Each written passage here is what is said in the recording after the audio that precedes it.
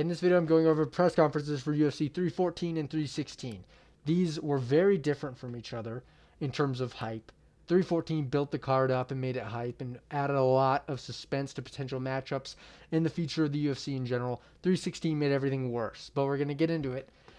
314, I'm going to go over the basics, the basic in and outs of the press conference, the key moments, what narratives have changed, and we'll start with Krylov and Reyes. Well, they pretty much said nothing at all. They pretty much just said that they want to go to war with each other, and then Krylov said that he never starts slow, so why would he start now? And the crowd in this press conference was low-key lame and didn't cheer for Krylov and Reyes or anything, which I get. Krylov's been out for a long time, so the casual fan base is not like super into him, but he's going to make some fans this weekend, I guarantee it. Also, Volk only got like a couple questions. He got one at the very beginning and two at the very end. And him and Diego Lopez didn't really go back and forth. The key fun that was had was between Yair Rodriguez and Diego Lopez and Bryce Mitchell and Gene Silva. So that's the key fun that we'll get into at the end of the 314 recap. As for the other boring people, Paddy Pimblett and Michael Chandler pretty much said nothing either. They pretty much just said that they're respectful. They both think they can finish each other and that they're both good and that they're going to go out there and have a war and fight of the nights fucking guaranteed with Chandler. Also, Chandler says some corny ass shit about jingles that he doesn't need a jingle because Patty the Batty, he has the Patty the Batty jingle that people are screaming in the crowd. And Chandler's like, I don't need a jingle. That's for restaurants. So he has that going, which is not awesome. It's just cringe to me. Where all the fun and the cool one-liners were had were with Bryce Mitchell and Gene Silva. But we also have Yair Rodriguez and Pitbull, who didn't say anything at all. Yair Rodriguez eventually got in an argument with Diego. But as far as him and Pitbull goes, they're just respectful. And Pitbull says that he wants to get the belt, obviously. And yeah, that's pretty much it for Yair Rodriguez and Pitbull building their fight at all. But now we get into the fun.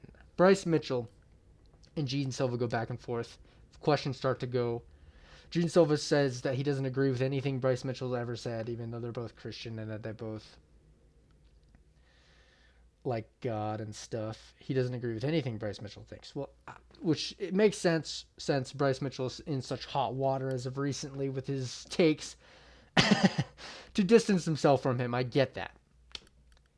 But the tides turn in this press conference. The first one, Gene Silva had the edge. He had the fan base. He had people barking.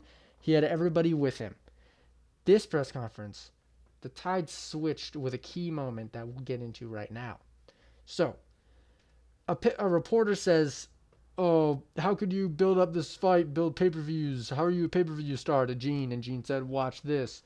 And he got up and tried to make people bark, and nobody barked. And it was kind of like a, ooh, that's sad moment. I feel bad, like, oh. And in the middle of that, Bryce Mitchell interrupts with his own plans. He interrupts with one of the hardest quotes I've heard at a press conference, in fact. It went a little something like, I put a lot of dogs down in my day. When dogs come barking up to my family and my farm and try to harm us, they all have one thing in common. They all squeal right before they die. And then the whole crowd freaked out, and it was the big moment. And now everybody's on Bryce Mitchell's side. Everybody's freaking out. Even Gene Silva was like, oh shit, that was pretty good. Everybody loved that bar. Bryce Mitchell's no longer a Nazi. Everybody forgets about that. Everybody's hyped. The aura switch, especially with the face-off as well, is big. Gene Silva went from A side, everybody loving him, to now it's pretty evens in terms of fan base, I would say, just from this one moment.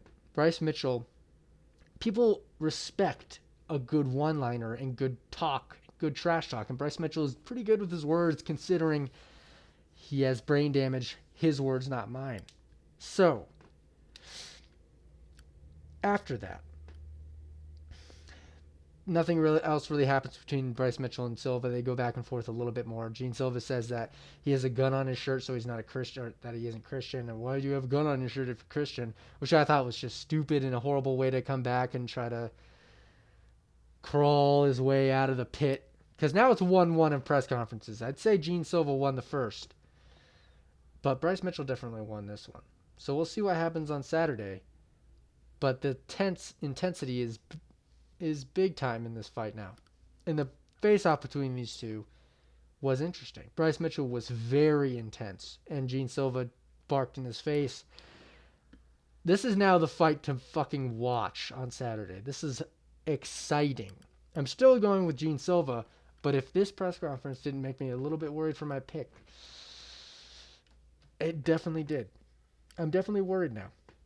But Gene also said that he thinks he'll knock him out. He said, "I'm going to knock you out," while looking at the screen, and then they stared at each other for a sec. And then John Anik decides, "Oh, the press conference is over, guys. Time to stop it. Time to be done." And then one person went, "Hey, one more question?" And then it kept going, and then we get to the really juicy stuff. It kept going, and then for some reason, people have a problem with Diego Lopez representing Brazil and Mexico for some reason. He lives in Mexico. It's not like he was born in Brazil. He moved to Mexico, and he's representing both. I respect that way more than being born in Mexico, moving to America, and then representing only Mexico. You move to America, you can represent both. I respect that way more than just discrediting representing where you're actually getting your skills from. All the benefits of training camps and people, for Yair Rodriguez specifically, because he lives in Chicago. That's what I'm referencing here. And other people that have a problem with it. You're now in America, training in America, getting better through American benefits. You can represent both America and Mexico. Nobody will have a problem with it. Getting mad at someone for representing Brazil and Mexico because they actually wanted to be in Mexico is fucking stupid. And I don't understand why that's even an argument. He actually wants to be in Mexico. Why are you being... You don't want to be in Mexico. Why are you shitting on him so hard for wanting to be in Mexico? It's stupid. It's so dumb. And he's just mad that he's better than him. But I'm speaking about Yair, which they had a big beef in this a little bit later. So, then Volk gets a question about his walkout, the Land Down Under. And he says, "Yeah, I love walking out to that shit. That's awesome." And then someone said that people cry when they walk out to the Land Down Under, which I don't see why, but I'm not from Australia, so I don't get it, I guess. But now, disaster strikes when a reporter asks if Diego and Yair both win, will they find the Guadalajara card for the belt? And Diego responds with, "He's lost like 3 times. Why should he get the fucking belt shot?" And then which Yair responds with, just screaming "pussy." And then the translator went, "Oh shit." And then they get up and they start yelling at each other as loud as they can in Spanish, as fast as they possibly can. I can't understand anything, but it's heated. Came out of nowhere. Nobody expected it. And they're fucking beefing. And the beef apparently stems from a big history between Diego Lopez's camp and Yair's camp. Yair's teammate getting pressed by Diego's team because he apparently messed with a girl on their team or something. So Yair's mad at that. Yair doesn't like that he's representing Brazil and Mexico at the same time, which is the stupidest thing ever. And Diego's not happy with it. And they had a big fucking yelling match about, "Oh, I beat your ass. Let's fight right now. This is for my teammate. Fuck you." And then they just kept yelling. Even after the press conference was over, they kept yelling. So there is real beef here and a super fun potential matchup in the works if they do both win. Or if Diego loses, Yair wins. This is sick now. It's kind of livened featherweight and made it a little bit more hype. And now we have some coolness in the top 5 of featherweight. I like this a lot. It makes it so there's not really a loser this weekend. Because if Volk wins and Pitbull wins, boom, that's a cool, fresh matchup. If Yair wins and Diego wins, that's now heated and fun. It makes it perfect. And also, Bryce Mitchell tried to pray in the middle of their argument, and they just kept going and interrupted him, and that was funny. And then, yeah, That's pretty much what happened in 314's press conference. Very hype. I was a big fan of it. I'm a big fan of everything happening there. One of the most hype ones in a while. Now we get to UFC 316s, which was the worst thing I've ever seen in my life. It was just four people. It was Merab, Sean, and then Kayla Harrison, Juliana Pena. Literally the four worst people you could have a press conference ever of all time. So I knew it was going into it that it was going to be bad, but it was really, really bad. Merab is the last person you want at a press conference if you want it to be coherent at all or concise at all. He is a yapping machine. He puts the machine in yapping machine. He just repeated the same thing like 100 times. They got a question that was like, what do you think about this matchup or something? And he said he's making adjustments and he hits hard like 100 times. And he's like, oh, I work very hard and I want to fight him and it's going to be a good fight. And he just kept saying shit over and over and over and over again. He would like say the same thing like 3 times in the same sentence. It was so bad. And on the flip side, on the other side of the coin, Sean O'Malley said literally nothing. He's given up on trying to promote himself as a fighter. He stopped smoking weed, stopped jerking off, and now he's just a shell of himself because he would not engage in anything at all. He got asked questions and he would only respond in one-word answers. It was horrible. Someone said, how does he feel after making all these adjustments? And he just said, I feel good. And that was it. And there's a lot more that he said in that way, in that super brief, boring way. So the bulk of this press conference was through Kayla Harrison and Juliana Pena, the bulk of which was also shit. It was also super weird and corny and boring and bad trash talk. And Dana White is delusional for making this fight in general. He got a question that was like, why'd you make this matchup at all? And he said, this is the one that people wanted to see. Even though I want to see it because it's funny, but a lot of people don't want to see it. I feel like that's the wrong statement to make. But at the same time, who do you give Merab at this point? Sean O'Malley, it makes sense to me. But I don't know if it's the fight that people want to see, judging based off comments I've seen. Every single comment section of every single post on this fight, pretty much. So yeah, Juliana Pena and Kayla go at it at a certain point. They start getting questions asked about them. Juliana starts yapping up to Kayla about how she hasn't earned the title shot and that she's was afraid of Cyborg and that's why she came to the UFC or something. And then Kayla thinks that she's the best fighter ever and that she's gonna win.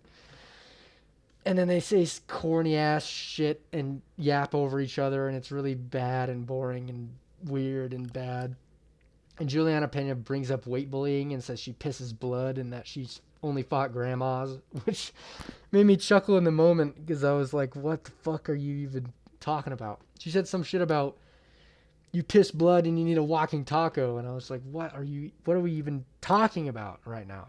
It's just incoherent babbling. And then they hint at Kayla says some bullshit like you're lucky you need that you'll be lucky the extra pound is there or some shit, even though that doesn't make any sense because there won't be an extra pound. She doesn't say anything right. And then Amanda Nunes gets mentioned. Going over this press conference is making me fucking tweak. None of it was good. Juliana says that Kayla lies about her age.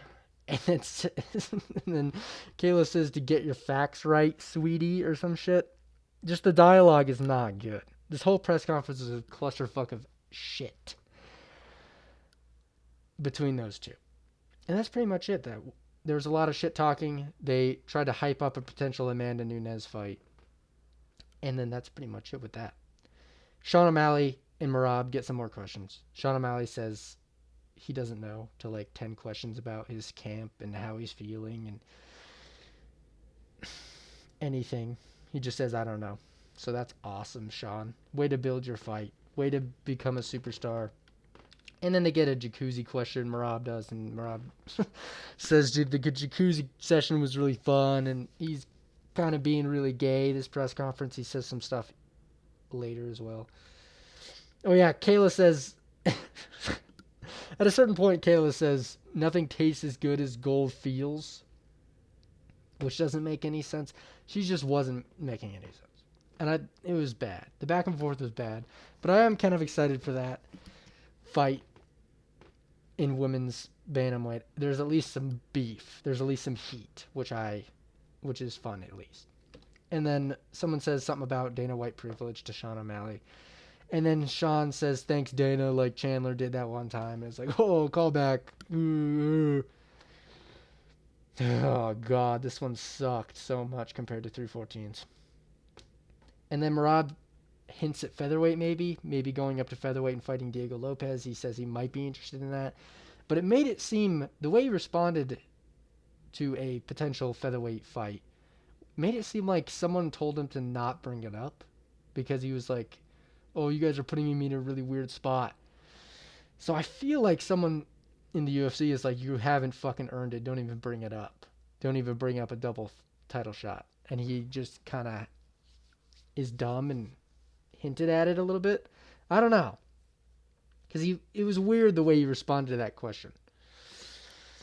But he also thinks that Volk is going to win, and he likes Volk too much to move up anyway. So featherweight's probably not going to happen for Marab. I do think he loses against O'Malley anyway. So yeah.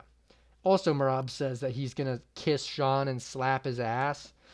So he's getting pretty gay. The jacuzzi moment, Marab's playing into the gay jokes a bit too much.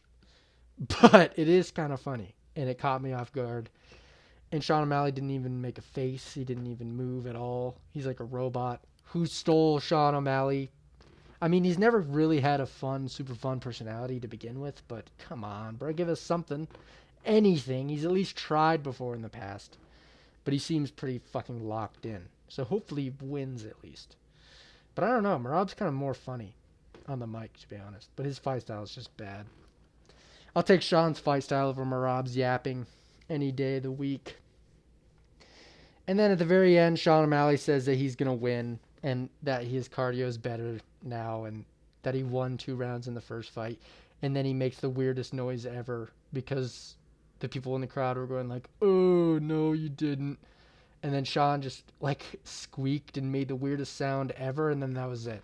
Oh, yeah. And then some random kid asked Dana White if he could be a UFC interviewer. Dana needs to make that a rule to stop giving randoms mics to ask him shit at the press conferences. Who keeps giving people mics to just yap? Because now people think they can do that and automatically get a job. So now everybody's going to do it. And it's so dumb. So they just need to fucking put a limit on that. They need to get that under control because it is annoying. Every motherfucking who random that goes up there with a mic and says, oh, I want a job, and then Dana's forced to say yes. It's stupid. I hate that. But yeah, that's pretty much it for those 2 press conferences. 314s was dope. I loved it. It was sick. I'm super excited for this card this tomorrow. And then 316s was ass, and that they better have some good fucking undercard for that. Because that is... Ooh, they did not do a good job at promoting that card. As far as the UFC